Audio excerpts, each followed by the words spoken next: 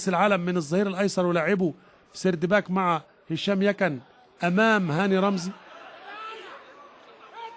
محمد سعد في النادي الاهلي دخل بدأ بدايته كده مع الظهير الايسر ونهى قلب دفاع كتير. محمد يوسف مدرب الاهلي برضو بدأ بظهير ايسر كتير. اللعيبه اللي يعني بدأت ظهير ايسر ثم دخلت في العمق الدفاعي واكملت مسيرتها بل ولعبت دولي في المنطقه دي. اتلعبت العرضيه، الله الله يا جمعه، ليله الجمعه ويوم الجمعه يتألق جمعه. يا عليك يا راجل، حلوه قوي قوي قوي قوي مفيش كلام.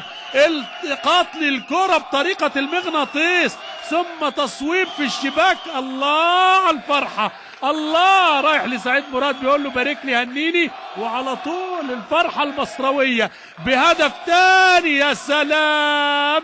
انما شوف شكري على طول اتلعبت، وهنا العناق بين العميد حسام حسن.